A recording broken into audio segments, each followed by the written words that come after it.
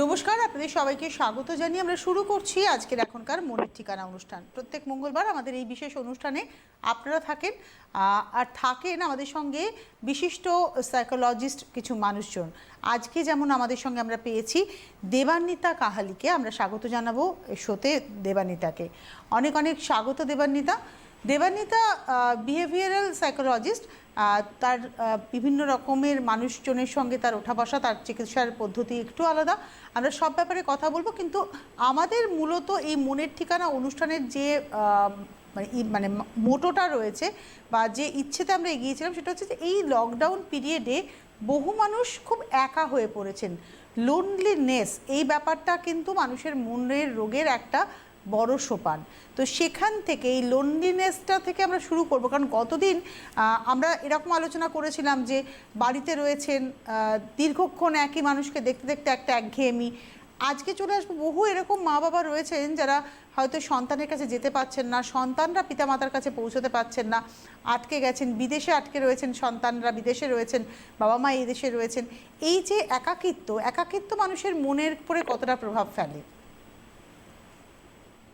প্রথমেই শুভ সন্ধ্যা জানাই সবাইকে।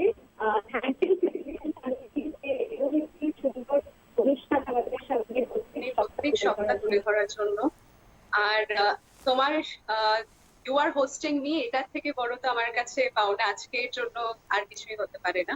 কংগ্রাচুলেশন সিটিভিএন এর পুরো টিমকে, এত সুন্দরভাবে তোমরা কোঅর্ডিনেট করে চলেছো আর এত গুরুত্বপূর্ণ কিছু বিষয় নিয়ে প্রত্যেকটি সপ্তাহ দর্শক বন্ধুদের কাছে তোমরা তুলে ধরেছো।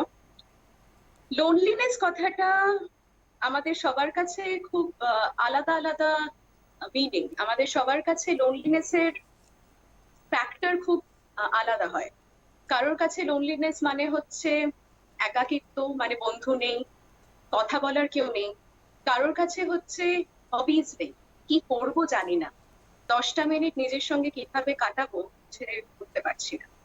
আবার কারোর কাছে লোনলিনেস মানে হচ্ছে বেড়াতেই যেতে পারছি, বহুদিন বাড়ির মধ্যে আটকে আছি, পাহাড় দেখতে পাচ্ছি না, সমুদ্রর সামনে ছবি তুলতে পারছি না। তো লোনলিনেসটা কেন বা কি বিষয় বা কোথা থেকে এই লোনলিনেস এর ফ্যাক্টরটা আমাদের জীবনে এগিয়ে এসছে, এটাকে বোঝার অনেক রকমের এলিমেন্টস আছে। আবার পার্সোনালিটি এলিমেন্টস, যেরকম ধরুন কেউ কেউ আছে যারা বন্ধু বান্ধব ছাড়া খুব একটা নিজের লাইফটাকে এমফেসাইজ করতে পারেন। আবার অনেকজন আছে যারা একাই থাকতে ভালোবাসে, কিন্তু একা একা বেড়াতে যেতে ভালোবাসে, একা একা নিজের কলেজের ক্যান্টিনে খেতে ভালোবাসে, লোকেদের দেখতে ভালোবাসে বা অবজার্ভ করতে ভালোবাসে। তো সেই লোনলিনেসটা কি শুধুই মাত্র একাকিত্ব, কোথাও যেতে পারছি না তার জন্য, নাকি না সেই লোনলিনেসটার আলাদা কোনো রিজন আছে? সেটাকেই আমরা এই পুরো প্যান্ডেমিকেই আমরা সাইকোলজিস্টরা স্টাডি করেছি, সেটা নিয়ে অনেক রকমের রিসার্চ এসছে যে সেই লোনলিনেসটার আসল রিজন বা পদ্ধতিটা কোথায়। আচ্ছা দেবান্বিতা, আমাদের একটি টেলিফোন আছে, একজন বন্ধু আছেন, একটু তার সাথে কথা বলে নি। হ্যালো। নিশ্চয় নিশ্চয়। হ্যালো, হ্যাঁ নমস্কার, কে বলছেন? নমস্কার। নমস্কার, আমি মালা দত্ত চৌধুরী বলছি দিল্লি থেকে। আচ্ছা বলুন মালা। হ্যাঁ, একটা আমার প্রবলেম আছে। আমার এক কাজিন বোন আছে, কাজিন সিস্টার। সে মানে সে তো এখন একা থাকে। ওর আসলে ভীষণ প্রবলেম এইটা হয়েছে যে ও শি ইজ এ ডিভোর্সি। তো ওর মানে কিছু বছর আগে ডিভোর্স হয়ে গেছে। ওর 2 মেয়ে আছে, কিন্তু 2 মেয়ে ওর সঙ্গে থাকে না। তো এখন হয়েছে কি, ও নিজের বাবার সঙ্গে থাকতো, কিন্তু বাবা এই ফেব্রুয়ারি মাসে উনি চলে গেছেন আর কি। হ্যাঁ, তো তাই জন্য ও একেবারে একা হয়ে গেছে এখন। তারপর থেকে আমি তো দিল্লিতে থাকি আর ও গুড়গাঁওতে থাকে, বেশ অনেকখানি দূর। তো আমি তো যেতে পারি না, আর এই লকডাউন ফকডাউনের জন্য আরো মানে যাওয়া আসা হয় না। তো তাই আর কি আমি তো যেতেই পারছি না। তো এখন ও তো একেবারে একা হয়ে গেছে। এখন প্রবলেমটা এই যে ও একেবারে বেরোয় না, কোথাও বেরোচ্ছে না বাড়ির থেকে। একেবারে মানে ইভেন ভ্যাকসিন নিতে যাওয়া বা কোনো কিছু নিজের মেডিকেল চেক আপ করানো বা অন্য কোনো কিছু করছে না। তো এটাতে কি করা যায়? ভীষণ প্রবলেম, মানে আসছে না, কি করবো। দেবান্বিতা, এই সমস্যাটাই কিন্তু আমি আজকে শুরুটা করেছিলাম ঠিক এই জায়গা থেকেই, যে মানুষ কিন্তু নিজের মধ্যে নিজেকে খোঁজার চেষ্টাটা একেবারেই করি না আমরা, সেই কারণেই কি আমরা একা হয়ে পড়ি। একদম মালার তাই। কাজিন কিন্তু ওই কারণেই সম্ভবত একা। আমার মনে হয় আপনি একটু ভালো করে গাইড করে দিতে পারবেন। আপনার কি কোনো থ্যাংক প্রশ্ন ইউ সো আছে? মাচ। হ্যাঁ, হ্যালো। আমি একটু জিজ্ঞেস করতে চাই যে thank you Mala for expressing so beautifully. সিচুয়েশনে আমি কি করতে পারি? হ্যাঁ, না মালার আচ্ছা। কাছে কোনো দেবান্বিতার প্রশ্ন আছে কিনা, আমি একটু মালা অপেক্ষা করুন। হ্যাঁ, আমার একটা প্রশ্ন আছে যে তুমি আমি জানি এটা খুব পার্সোনাল ম্যাটার, এটা অডিয়েন্সকে বলা হয়তো তুমি মানে কমফোর্টেবল ফিল করবে না, কিন্তু আমি জানতে চাই যে তুমি কি ডিভোর্সের কারণ জানো? যে তোমার সঙ্গে কি উনি শেয়ার করেছেন যে কি কারণে ডিভোর্স হয়েছে বা কি সমস্যা দিয়ে উনি এত মাস বা এত বছর যাচ্ছিলেন, যেটার জন্য এই ডিসিশনটা নিয়েছেন? তুমি কি জানো?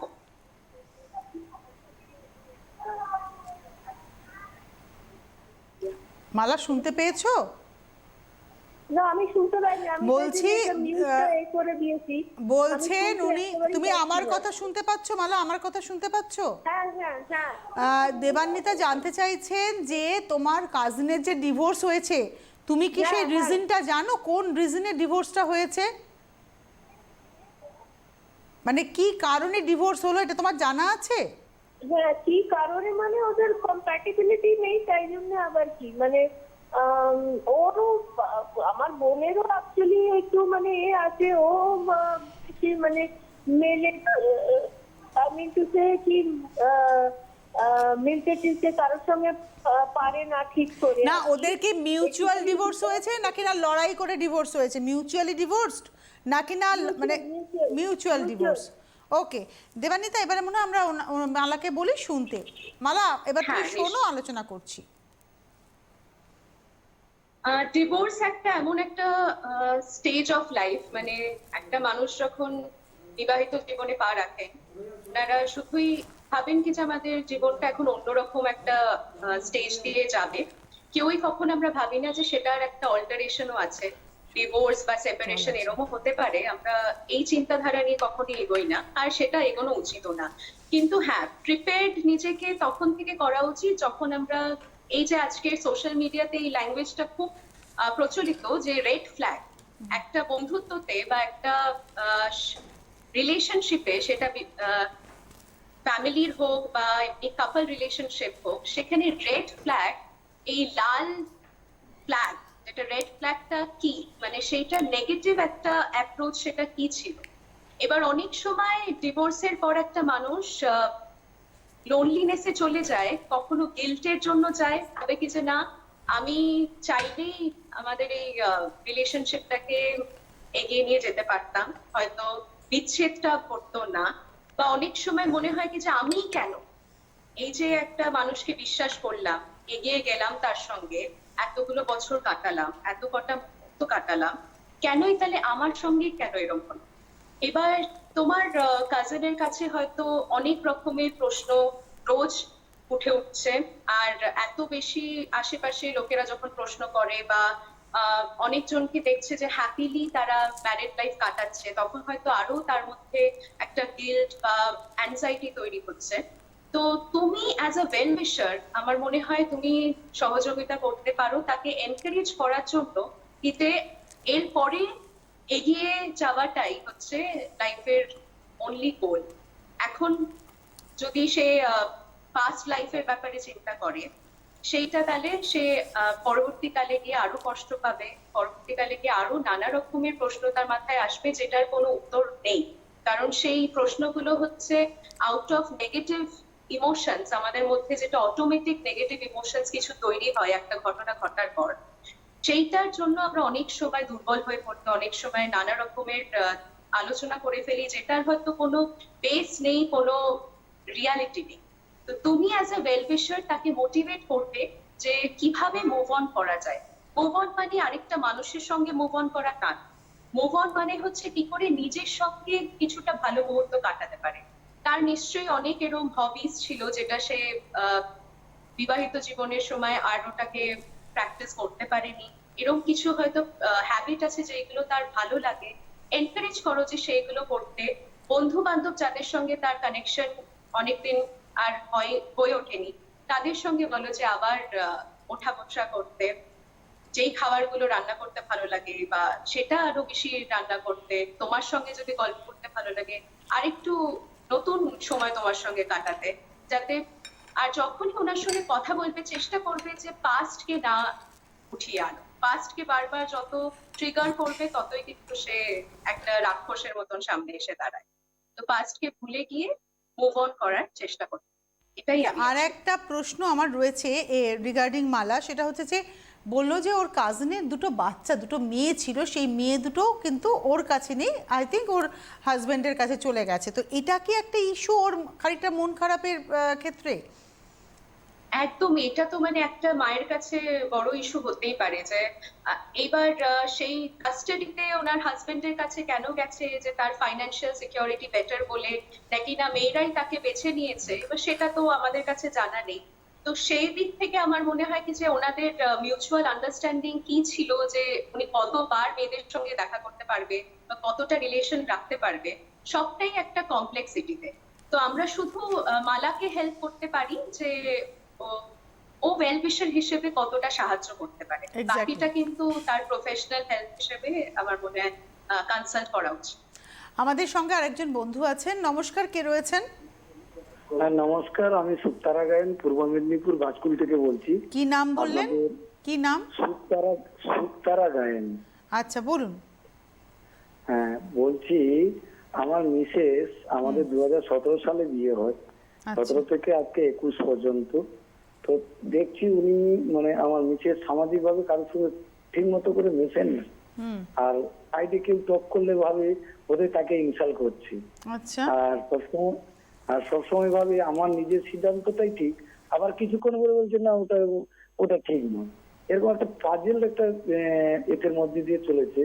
আমাদের একটা ছোট বাচ্চা আছে। আবার বিষয়টা হচ্ছে আমি আমার মিসেসের কোনো ভাই নেই, তাদের 2 বোন, এখন শ্বশুর শাশুড়ি অসহায়, এবং বাচ্চাটা ওখানে থাকতে গিয়ে এখন এমন একটা পরিস্থিতির মধ্যে দিয়ে যে আমাদের মধ্যে একটা মানে দাম্পত্য মানে দূরত্ব সৃষ্টি হয়ে গেছে। মনে হচ্ছে যেন কোনো জায়গায় একটা মনোমালিন্য সৃষ্টি হওয়ার আপনার ওয়াইফ আর আপনি একসাথে এখন থাকেন না? না। আপনার ওয়াইফ তো আপনার বাচ্চাটিকে নিয়ে তার বাবা মায়ের কাছে রয়েছে, এবং আপনার সঙ্গে তার যোগাযোগ কি একদমই নেই, নাকি না আপনি যাওয়া আসা করেন বা সে যাওয়া আসা করেন? আমি কাজের সূত্রে আমি যতটুকু সময় পাই যাই, মাঝে মধ্যে এগুলো নিয়ে ঝামেলা হয়, মানে অতিরিক্ত ঝামেলা, যে ঝামেলা মানে বর্ণনার বাইরে। তো আপনাদের 17 সালে বিয়ে হয়েছে, বাচ্চা কবে হয়েছে? এই বাচ্চা হয়েছে আমাদের 18 সালে। মানে বাচ্চার বয়স এখন 3 বছর হিসেব মতো। আড়াই 3 বছর, আপনাদের 4 বছরের বিবাহিত জীবন। হ্যাঁ হ্যাঁ। এই যে আপনি বলছেন না যে আপনার মিসেস বড্ড একা থাকতে ভালোবাসেন, মানে কেউ কিছু বললে উনি ভাবেন ওনাকে টন্ট করা হচ্ছে, এবং উনি যেটা বলছেন সেটাই ঠিক, একগুয়েমি আছে, এটা কি আপনি বিয়ের প্রথম থেকেই লক্ষ্য করেছেন, নাকি এটা বাচ্চা হওয়ার পর থেকে? বা বিয়ের প্রথম থেকেই, আর মনে করে যে উনি পৃথিবীতে একজন মাত্র সৎ মানুষ, আর পৃথিবীতে সবাই হচ্ছে অসৎ। আচ্ছা, উনি নিজের সৎ, আমরা সবাই তাই মনে করি যে আমরাই সৎ, এটা সবাই, আপনিও তাই মনে করেন, মানে এটার মধ্যে খুব একটা ভুল ভাবনা নেই। তবুও আমি বলবো, দেবান্বিতা আর কোনো প্রশ্ন আছে? আমি একটু জিজ্ঞেস করতে চাই যে আপনার অ্যারেঞ্জড ম্যারেজ হয়েছিল, দেখে শুনে বিয়ে হয়েছিল, নাকি না লাভ ম্যারেজ? ম্যাডামের আওয়াজটাকে পাচ্ছি না। আচ্ছা, আপনার লাভ ম্যারেজ না arranged marriage? Arrange marriage. Arranged marriage. আর কোনো প্রশ্ন দেবান্বিতা? না। আচ্ছা, এবারে আপনি শুনুন, আপনাকে বলছেন। হ্যাঁ বলুন। কোনো কারণে সম্ভবত দেবান্বিতার সাথে আমাদের সংযোগের সমস্যা, আমরা তো প্রযুক্তির হাতেই রয়েছি, তাই এটাকে একটু মানতেই হবে আমাদের। আবারও নিশ্চয়ই যোগাযোগ সম্ভব হবে। আপনারা আপনারা ফোন করতে পারেন, আপনারা ফোন করলে আমি আপনাদের সমস্যাগুলোকে দেবানিতার কাছে পৌঁছে দিতে পারবো। কিন্তু একটা জিনিস বলি, এই লকডাউন আমাদের অনেক কিছু শিক্ষা দিয়েছে। মানুষকে একা থাকতে যেমন শিখিয়েছে, মানুষকে একসাথে থাকার মন্ত্রও কিন্তু এই লকডাউন দিয়েছে। ধরুন এমন একটা পরিবার, যে পরিবারের সবাই চাকরিজীবী এবং কেউ কারোর সঙ্গে মুখ দেখাতে কি ছিল না, সময় পেত না, মানে সকালে বাবা মা বেরিয়ে যাচ্ছে, সন্তান ঘুমাচ্ছে, তারপরে যখন রাত্রে তারা ফিরতে তখন সন্তান বাড়িতে নেই, এরকম প্রচুর ঘটনা। তো এই লকডাউন কিন্তু সেই মানুষগুলোকে আবার একসাথে এনেছে। আবার এমনও হয়েছে একসাথে এক নাগারে স্বামী বাড়িতে বসে ওয়ার্ক ফ্রম হোম করছেন, স্ত্রীর মানে একদম বিরক্ত হয়ে গেছেন, তার নিজস্ব সময় কাটাতে পারছেন না। এরকম নানান পরিস্থিতি কিন্তু এই লকডাউনের হাত ধরে আমরা পেয়েছি। তার মধ্যে আমরা স্টেপ বাই স্টেপ আলোচনা করছি। আজকে কিন্তু মানুষের একাকিত্ব নিয়ে কথা বলা। তাতে যদি আপনাদের কোনো প্রশ্ন থেকে থাকে যে একাকিত্বই হতে হবে তা নয়, আপনি হয়তো কোনো কারণে বুঝে উঠতে পারছেন না যে এটা আপনার আদৌ মনের রোগের সমস্যা কিনা বা মনের রোগের সূত্রপাত কিনা, মানসিক সমস্যা কিনা, আপনি আপনার নাম না প্রকাশ করেও ফোন করতে পারেন। আপনার নাম বলতে হবে না, আপনার জায়গা বলতে হবে না যে মানুষ চিনে যাবেন। আপনি আমাদেরকে জানাতে পারেন যে আপনার সমস্যাটা কী। নাম প্রকাশে অনিচ্ছুক হলেও হতে পারে, আপনি ফোন করতে পারেন। আপনারা ফোন করুন, আপনাদের ফোনের মাধ্যমে আমরা এগিয়ে যাব। আমি আশা রাখবো দেবানিতার সাথে আমাদের সংযোগ স্থাপন হবে। যদি সংযোগ স্থাপন হয় আমরা তাহলে তার কাছে চলে যাব। আসল কথা কি, মনটা তো একটা, মানে আমাদের মন নিয়ে একটা সংশয় সবসময় থাকে। হ্যাঁ, কোনো কারণে আমার কাছে কথা আসছে। হ্যালো, হ্যাঁ শোনা যাচ্ছে। দেবানিতা, আপনি কি ওই ভদ্রলোকের পুরো কথাটা শুনেছেন নাকি না আমি আপনাকে? হ্যাঁ। আচ্ছা, তাহলে এবার বলুন আপনি। আমি যেটা বলছিলাম যে ওনার বিয়ে হয়েছে 2017-তে আর ডিভোর্স হয়ে গেছে within 4 years। না, ডিভোর্স হয়নি। স্ত্রী বাবা মার কাছে, যেহেতু ওনার স্ত্রীরা 2 বোন, তাই বাবা মার কাছে স্ত্রী তার সন্তানকে নিয়ে রয়েছেন। ভদ্রলোক চাইছেন সংসার করতে, কিন্তু স্ত্রীর সঙ্গে কোথাও একটা মানসিক দূরত্ব তৈরি হয়েছে, ডিভোর্স হয়নি। আচ্ছা। স্ত্রী একটু একগুঁয়ে, স্ত্রী একটু সিদ্ধান্তে অনড় থাকতে ভালোবাসেন, কারোর সাথে মিশতে পারেন না। চারপাশে কেউ কোনো কথা বললে স্ত্রী মনে করেন তাকে কেউ টন্ট করছে, এবং ভদ্রলোক বলেন স্ত্রী মনে করেন তিনিই একমাত্র সৎ আর পৃথিবীর সবাই অসৎ। এটা তুমি যেটা খুব সুন্দরভাবে বুঝিয়েছো যে আমাদের সবারই একটা সেলফ অ্যানালিসিস ওরম ভাবেই হয় যে আমরাই হচ্ছে ঠিক বলছি। আবার ইমোশনস এর ক্ষেত্রে কোনোটাই ঠিক ভুল না, সঠিক, আবার কোনোটাই মানে একটা ম্যারিড লাইফে আমরা যখন একটা মানুষকে হাজবেন্ড হিসেবে দেখি, তার সঙ্গে এটা 24 ঘন্টা কাটাতে হচ্ছে, তার ব্যাপারে অনেক রকমের জিনিস আমরা আরো জানতে পারি। অনেক সময় মনে হয় কি যে এই ব্যবহারগুলো ঠিক নিতে পারবো না, এই ব্যবহারগুলো নিতে পারবো না, এই কটা ঘটনা ঘটছে যেটা আমার সঙ্গে তো আগে কখনো হয়নি, তো এখন এই ঘটনাগুলো আমি ঠিক মেনে নিতে পারবো। তো অ্যাকসেপ্টেন্স, যেটা সাইকোলজিতে attachment style, theory of acceptance, এটা একটা আলাদাই চ্যাপ্টার যেখানে আমরা শিখি কি যে কিভাবে ম্যারিড লাইফে অ্যাটাচমেন্টটাকে আমরা খুব বেশি হেলদি করে তুলতে পারি। এবার হেলদি অ্যাটাচমেন্ট মানে এটাই না কি যে কম্প্রোমাইজই শুধু করতে হবে, শুধুই তার কথা শুনতে হবে বা মানিয়ে নিয়ে চলতে হবে। অ্যাকসেপ্টেন্স মানে হচ্ছে সে একটা মানুষের তো অ্যাডভান্টেজ, ডিসঅ্যাডভান্টেজ, তার মধ্যে খারাপ ভালো সবই থাকবে। কিভাবে আমরা যেটা আমাদের মানসিক দিক থেকে বা আমাদের মেন্টালি যেটা হেলদি মনে হচ্ছে সেটাকে গ্রহণ করব, আর যেটা আনহেলদি মনে হচ্ছে সেটাকে আমরা ভাববো কি যে ঠিক আছে এখন আমাদের সেটা নিয়ে ভাবার সময় নয়। তো যেহেতু আপনার সন্তানও হয়ে গেছে, আপনি ওনাকে মিসও করছেন, আমি বলবো কমিউনিকেট করতে থাকুন। কারণ কি যে আমরা ভাবি কি যে চলে গেছে তো এবার একা একা থাকতে চাইছে, তার সঙ্গে আর কথা বলে লাভ নেই, সে নিজের মতন ভাবছে, আমিও নিজের মতন ভাবছি। আপনারা আরেকটু সময় একজনের সঙ্গে কাটান, আরেকটু নিজেকে চেনার চেষ্টা করুন। কোথাও না কোথাও আমার মনে হয় যে আপনারা এক দুজনকে পুরোপুরি চিনে উঠতে পারেননি, তাই হয়তো শুধু নেগেটিভ অ্যাসপেক্ট গুলোই এক দুজনের চোখে পড়ছে। অনেক কিছু এরকম ভালো গুণও হবে, কারণ এত কটা বছর তো কাটালেন, মানে তখন তো নিশ্চয়ই কিছু না কিছু ভালো গুণ তো বেরিয়ে এসছে। তো সেটাকে আরেকটু বেশি পলিশ করার চেষ্টা করুন, ওনার সঙ্গে খুলে কথা বলুন যে কিভাবে সম্পর্কটাকে এগিয়ে নেওয়া যায়, টিকিয়ে রাখা যায়, কিভাবে বাচ্চাদেরকে একটা সুস্থ পরিস্থিতিতে মানুষ করা যায়, যাতে বাচ্চাদের ওপর যেন এই বিচ্ছেদটার কোনো এফেক্ট না হয়, তাহলে কিন্তু পরবর্তীকালে গিয়ে আপনাদের রিলেশনশিপটা থেকে বেশিও বাচ্চাদের মানসিক সমস্যা কিন্তু আরো বেশি দেখা যেতে পারে। এটাই বলবো যে ওনার সঙ্গে খুলে কথা বলুন, যে কি ওনার চাহিদা, কি ওনার নিড, আর আপনারও এরকম কি চাহিদা আছে যেটা এখনো অব্দি খুলে প্রকাশ হয়ে ওঠে। এটাই। আমাদের আজকে এই লোনলিনেস নিয়ে কথা হচ্ছিল আমাদের, কিন্তু যে সেলফ অ্যানালিসিস শব্দটা আপনি ব্যবহার করলেন, এই সেলফ অ্যানালিসিস কতটা প্রয়োজন এবং এটা একটা মানুষকে মানসিকভাবে কতটা দৃঢ় করে? আমি একজন বিশ্ববিখ্যাত সোশিওলজিস্টের নাম নেব, জর্জ হার্বার্ট মিডের। উনি সোশ্যাল বিহেভিয়ারিজম বলে একটা থিওরি বানান, যেখানে উনি লেখেন যে আমাদের সবার মধ্যে একটা, এই যে আমরা প্ল্যানিং করি যে আমরা আইডিয়াল সেলফ, আমাদের আইডিয়াল সেলফ মানে হচ্ছে আমরা আগামী 5 বছরে কিভাবে ওই ওরম একটা নাম বা ওরম একটা নিজের সম্পর্কে চর্চা শুনতে পারবো। আমরা 5 বছরের প্ল্যানিং খুব আগে করছি, কিন্তু আমরা কখনো ভাবি না কি যে কালকের দিনটা কিভাবে সুস্থভাবে কাটাবো, বা এই যে বছরটা যেটা এখন শেষ হয়নি সেটাও ধরুন আজকে নভেম্বর, মিড নভেম্বর, এই ডিসেম্বর অব্দি কিভাবে কাটাবো, কি কি আরো ছোট ছোট গোলস হতে পারে আমাদের লাইফে, সেটা কিন্তু আমরা খুব একটা ভেবে দেখি না। আমরা ভেবে দেখি কি যে আগামী 10 বছর কিভাবে কাটাবো, 5 বছরে কি কি করতে হবে, কিভাবে কি চাকরি করতে হবে যাতে ওইটা আমরা অতটা ইনকাম করতে পারি, এমন কোন কোন জায়গা ঘুরতে যেতে হবে যেটা মানে আমাদের উইশ লিস্টে আছে, এইগুলো করা খুবই ভালো। কিন্তু উনি বলেন কি যে আমাদের এই যে একটা রিয়েল সেলফ আছে, মানে 3টে থিওরি উনি খুব ভালোভাবে ব্যাখ্যা করেছেন। একটা হচ্ছে রিয়েল সেলফ, একটা হচ্ছে সোশ্যাল সেলফ, আরেকটা হচ্ছে আইডিয়াল সেলফ। আমরা না এখানে আসবো দেবানিতা, আমরা আসবো, একটু টেলিফোন আছে, একটু নিয়ে নিই।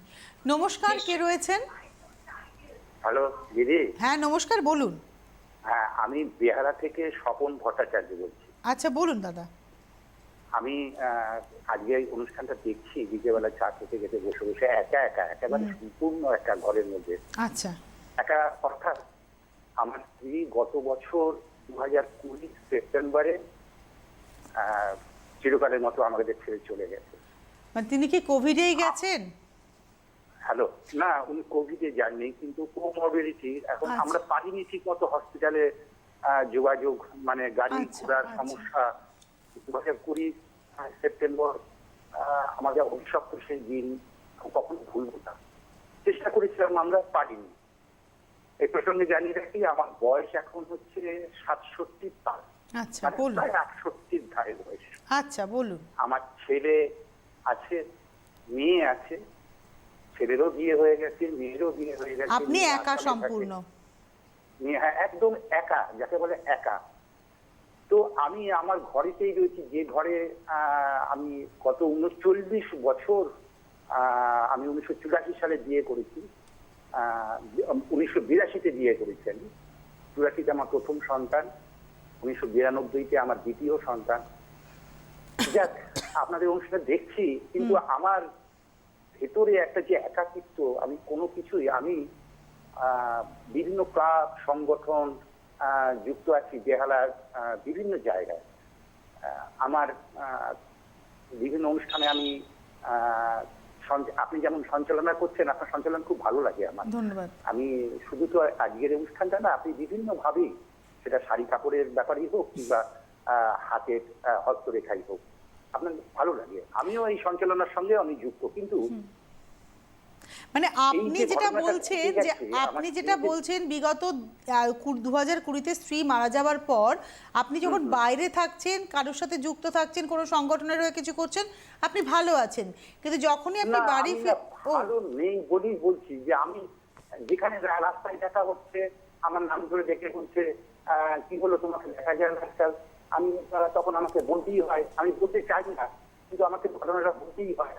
তো বলার পরই আমার স্ত্রীর মুখটা আমার মুখে পড়ে যায়, তখন আরো বেশি আমি ডিপ্রেশনে চলে যাই। আমি অনেক ডাক্তারবাবুকে দেখিয়েছি। আপনার ছেলে আর মেয়ে কোথায় থাকে? ছেলে মেয়ের তো বিয়ে হয়ে গেছে বলেন। ছেলে কাছাকাছি থাকে, আর আমার এক নাতি 5 বছরে, নাতনি 1 বছরে আছে। ওরা যথেষ্ট আমার সঙ্গে সহযোগিতা করে। কিন্তু আমি যে ঘরে আমার স্ত্রীকে নিয়েছিলাম, আমার ভাড়া বাড়িতে থাকি, আমার ছেলে পাশাপাশি আছে, আচ্ছা কিন্তু আমি যে বাড়িতে আমার স্ত্রীর সঙ্গে আমি ছিলাম, আমি সেই ঘর ছেড়ে আমি ওরা বলে যে বাবা, ছেলে বলে বাবা তুমি এখানে থাকো, তোমার ভয়, আমার ভয় বলে কোনো ব্যাপার নেই। আমি চাই যে আমার স্ত্রী আমার সামনে আসতে চাই, দেখি আমি বারবার আমার স্ত্রীর ছবির সামনেতে আমার দুটো ভরে জল চলে আসে, কেন ছেড়ে চলে গেলে। আমি এখন একটা অসহায় অবস্থার মধ্যে রয়েছি, কি করবো নিজে বুঝতে পারি না, কোনো কিছুই ভালো লাগে না। কোনো অনুষ্ঠান থেকে ডাক এলেও আগের মতো সেই স্বতঃস্ফূর্ত ভাবে যে কথাগুলো বলতাম আমি সেইগুলো বলতে পারি না। আমার এখন এমন একটা ব্যাপার, মানসিক মানে রোগ, আমি নিজেও বুঝি যে চিরকাল কেউ থাকবে না, তবুও তো মরিতে চাই না আমি সুন্দর ভুবনে, মানবের মাঝে আমি বাঁচিবারে চাই। তবুও যেন মনে হয় কি যে আর তো কিছু কাল বাঁচতে পারতো। তার তো 60 বছর বয়স হয়, 60 বছর বয়স হয়েছিল, চলে যাওয়ার মতো তো তার বয়স হয়নি। এই যে ধাক্কাটা আমায় দেয়, এই যে আমি তাকে হসপিটালে ঠিক মতো করে চিকিৎসা করাতে পারলাম না, কোভিডের জন্য গাড়ি ঘোড়া পেলাম না, এইটা আমাকে দগ্ধে দগ্ধে চিরকাল, মানে এই 1 বছর যাবত আমাকে সব সময়তেই আমাকে। আচ্ছা, আপনি এখান থেকে কি করে বেরোবেন, এটা মূলত আপনার প্রশ্ন, যে আমি এখান থেকে বেরোবো কি করে? আমার তাই অবস্থা যে আমি এখান থেকে বেরোবো কি করে, আমি আবার সেই প্রাণোচ্ছল অবস্থায় আসবো, আমি কি করে আবার সেই পুরনো আমি যে আমি, সেই পুরুষ আমিকে আমি আবার ফিরে পেতে চাই। কিন্তু যদিও প্রলেপ খানিকটা পড়েছে, প্রথম তো একেবারে খাওয়া দাওয়া। আচ্ছা, আমি একটা কথা বলি স্বপন বাবু, এবারে দেবান্বিতা বলছে আপনাকে, আপনি শুনুন, এটা বেটার হবে, আপনি শুনুন, এবার টিভিতে শুনুন। ধন্যবাদ ফোন করার জন্য। দেবান্বিতা। খুবই দুঃখিত আমি যে তার লাইফে এরকম একটা হয়েছে, কিন্তু আমি আপনাকে বলবো স্বপন বাবু, আপনি বাস্তবটাকে মেনে নিন। জানি খুবই কষ্টকর, কিন্তু আপনাকে বাস্তবটাকে মেনে নিতে হবে, কারণ আপনাকে ভালো থাকতে হবে। আর আপনি ভালো থাকতে চান বলেই কিন্তু আপনি আজকের এই ফোন কলটা করলেন। আজকে যদি আপনি অনুষ্ঠান না দেখতেন, আপনি যদি আজকে ফোন কলটা না করতেন, তার মানে আপনি অলরেডি বলবো কি যে আপনি লোনলিনেসটাকে নিজের বন্ধু হিসেবে মেনে নিয়েছেন, কিন্তু তা না। আপনি একাকিত্বটাকে নিজের বন্ধু হিসেবে মানেননি, আপনি এখান থেকে বেরোতে চান। তো যেই ধারণাগুলো আপনার, কিন্তু এই লোনলিনেসটা সবসময় কষ্টকর নাও হতে পারে। যখন আপনাকে কেউ প্রশ্ন করছে যে আপনার স্ত্রীর কি হয়েছিল বা কিভাবে আপনি সময় কাটাচ্ছেন, সেইগুলো আপনাকে আঘাত দিচ্ছে। তা আমি বলবো সেই প্রশ্নগুলোর থেকে একটু নিজেকে আলাদা রাখুন। যেই জিনিসগুলো আপনি করছেন, আপনি বললেন যে আপনি অনেক সংগঠনের সঙ্গে জড়িত, সেইগুলো আপনি চালিয়ে যান। আর যেই স্টেপ গুলো নিলে আপনার আরো কষ্ট হয় সেটা করবেন না, যে ফটোর সামনে অনেকক্ষণ সময় কাটানো বা সবসময় প্রশ্নটা করা যে তুমি কেন আগে চলে গেলে, কেন আমি না, বা আমি এখন কি দিয়ে বাঁচবো। আপনি যখন ভেবে দেখবেন যে অনেক কটা সুন্দর মুহূর্ত আপনি ওনার সঙ্গে কাটিয়েছেন, তার জন্যই আজকে আপনি ওনার কথা ভাবেন, আপনি ওনাকে মিস করেন। তো সেটাই বলবো যে আপনি ওই ভালো মুহূর্তগুলোকে নিজে আগলে ধরে রাখুন আর এগিয়ে চলুন। এটা বাস্তব, আপনাকে মানতে হবে। উনি যাতে ভালো থাকেন, যেখানেই আছেন, আপনাকে দেখতে পাচ্ছেন, আমরা সবাই এটা ফিল করি যে হ্যাঁ, যারা আমাদের ছেড়ে চলে গেছে তাদের মেমোরিজ আমাদের সঙ্গে আছে। তো এটাই বলবো, যেই কথাগুলো আপনাকে কষ্ট দেয়, যেই মানুষগুলো আপনাকে বারবার আঘাত দেয়, আপনার এই লোনলিনেসে বারবার আঘাত দিচ্ছে, সেই সব মানুষ থেকে বা সেই সব আলোচনা থেকে একটু নিজেকে আলাদা রাখুন। যেই কাজগুলো করলে মনটা ভালো থাকে ওটা করুন, আর বাস্তবটাকে আপনাকে মেনে নিতেই হবে। খুবই কষ্টকর, কিন্তু মেনে নিতে হবে। আর কাউন্সেলিং করান। আমরা অনেক সময় এই যে এই এজটা আপনি বললেন, আপনি 68 বছর বললেন আপনার, তো এই এজটাকে আমরা জেরিয়াট্রিক পপুলেশন বলি। আমরা ভাবি কি 60 বছর হয়ে গেলে আর কাউন্সেলিং এ যাওয়ার দরকার নেই, কারণ লাইফটা তো অনেকটাই আমরা কাটিয়ে এসেছি, আর কি নতুন ভাবে বাঁচবো, আর কি নতুন ভাবে কিছু পাবো। কিন্তু না, কাউন্সেলিং কিন্তু সবকটা স্টেজ অফ লাইফের জন্যই খুবই জরুরি।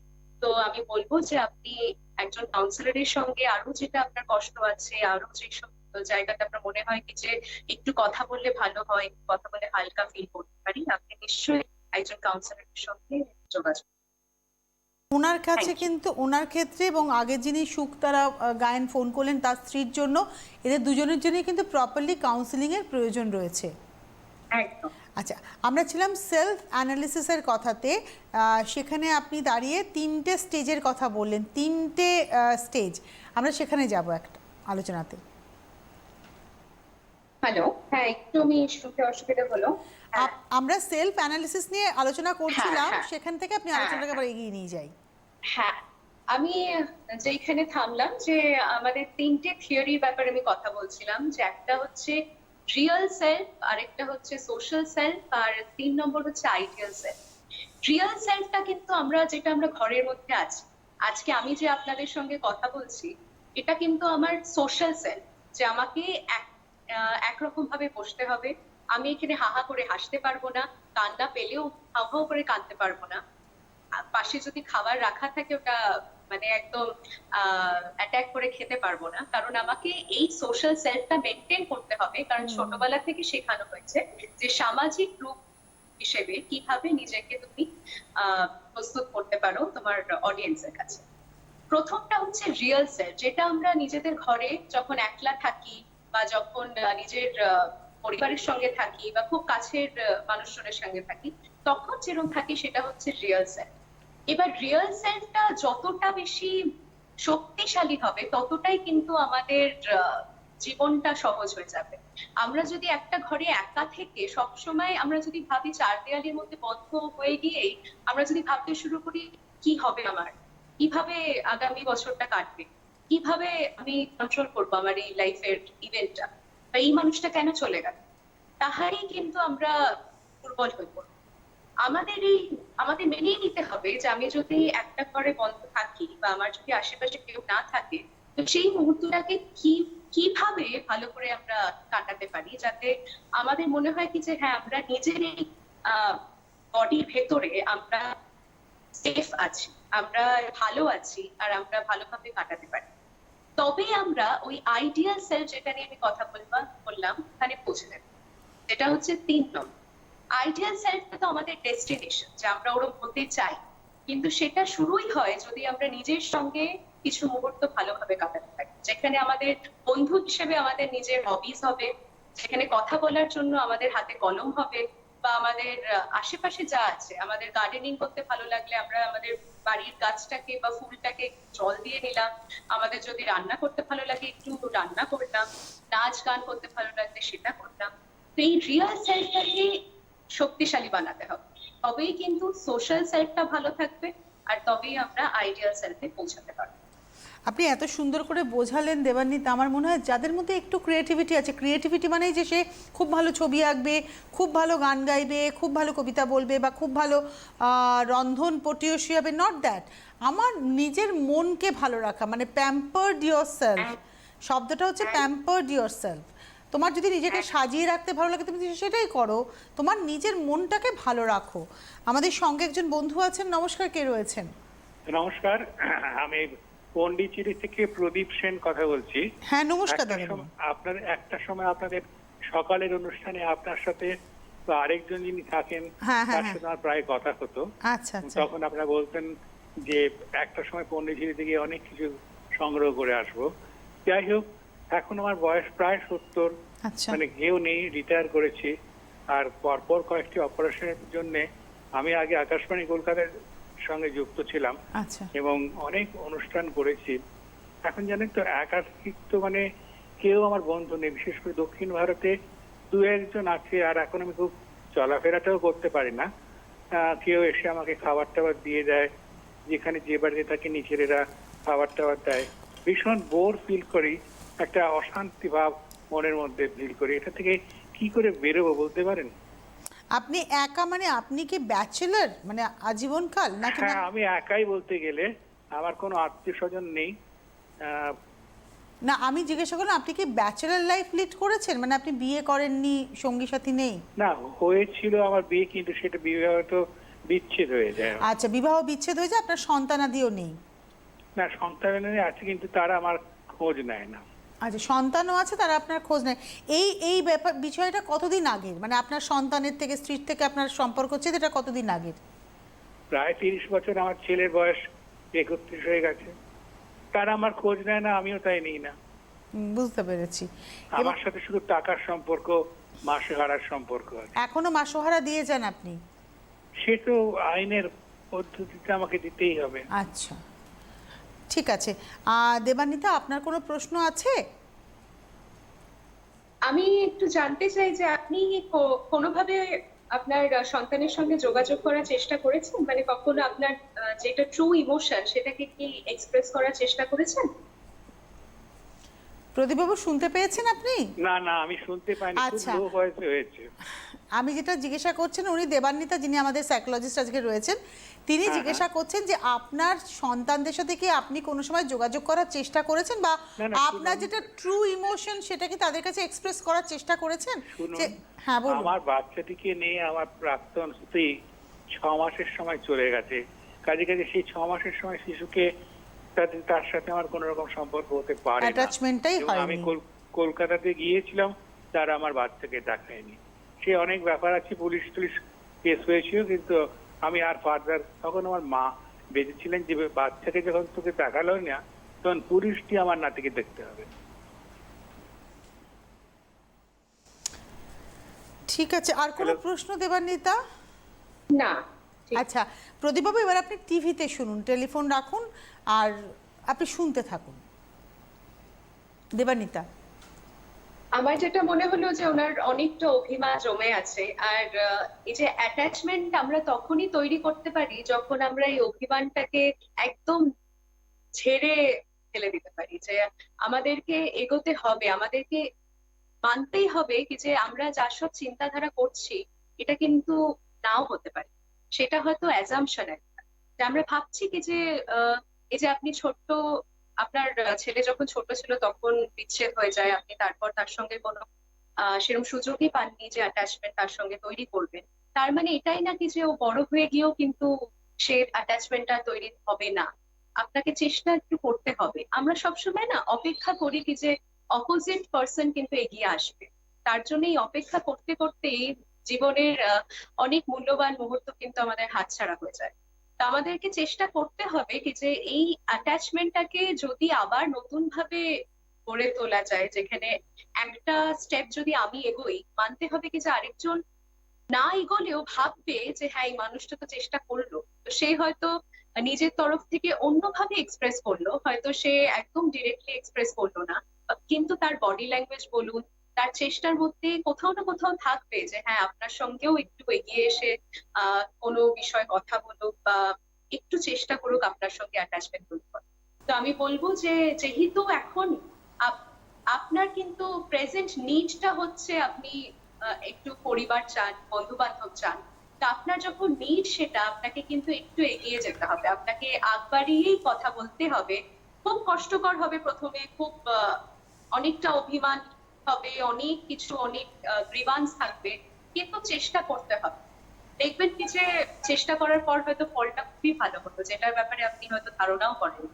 চেষ্টা একটু করতে হবে যাতে আপনি ওনার সঙ্গে, নিজের ছেলের সঙ্গে একটু আগ বাড়িয়ে নিজের দিকে কথা দেখুন না যে কি হয়, ভালো তো হতে পারে না। এবার উনি একটা কথা বললেন না যে আমি খুব বোর হই, মানে আমার খুব বিরক্তি জমে, এই জায়গা থেকে উনি তো রয়েছেন সুদূর পন্ডিচেরিতে, এবার হয়তো ছেলে কোথায় আছে ওনার এই মুহূর্তে জানাও নেই, তাহলে সেক্ষেত্রে উনি নিজের ওই সময়টুকু, যে সময়টুকু তিনি নিজেকে বিরক্ত হচ্ছেন, অভিমান হচ্ছে, সেই সময়টা নিজেকে কি করে উনি তৈরি রাখবেন বা ঠিক রাখবেন? ওনার নিজস্ব কিছু যদি বই পড়ার ইচ্ছে থাকে, বই পড়তে ভালো লাগে, বা এমন কিছু গান শুনতে ভালো লাগে। সিনেমাতে অনেক সময় আমরা টিভিতে অনেক রকমের প্রোগ্রাম দেখি যেখান থেকে আবার আমাদের কষ্ট অনেক বেড়ে যায়, আমাদের মনে হয় কি যে এটা তো আমার সঙ্গেও হয়েছিল, তো আবার হয়তো পরবর্তীকালে এরমই হবে যেরকম দেখাচ্ছে। তো আমার মনে হয় যেই বয়সটাতে উনি এখন পৌঁছেছেন, কিছু কিছু জিনিস না করা ভালো, কিছু কিছু জিনিস করলে খুবই ভালো হয়, যেরকম হচ্ছে বই পড়া, একটু কাগজ কম পড়ে অন্য বই পড়া, বা কবিতার বই পড়া, গল্পর বই পড়া, আর একটু লেখালেখি করা। এই বয়সে লেখালেখি মানে কিন্তু আমরা ভাবি কি যে আমাদের রচনা লিখতে হবে বা কবিতা লিখতে হবে, বা ওইটাই যেটা তুমি বললে যে ক্রিয়েটিভ হতে হবে, তা কিন্তু না। আজকে যদি মনে হয় কি যে হ্যাঁ আমার এই 3টে ধারণা আমার মনে এলো বা আমার মাথায় এলো যে এরকম ভাবে আমি আজকে দিনটা কাটাতে পারি, সেটাই একটু লিখে রাখুন, যে আমার আজকে এই কষ্টটা হলো বা আমার এই একটা অনুভব হলো, বা এরকম একটা কোনো চিন্তাধারা এলো যেটাতে আমার একটা ভালো ফিলিংস হচ্ছে, তো সেইটাই লিখে রাখুন। দেখবেন কি যে ওইগুলোই আপনাকে হেল্প করবে। আর ফোন, আপনি ফোনে কনভারসেশন করুন। এখনকার যুগে কিন্তু এই টেলিকমিউনিকেশন বা টেলিফোনিক কলস এগুলো কিন্তু ভীষণ ভীষণ ইউজফুল।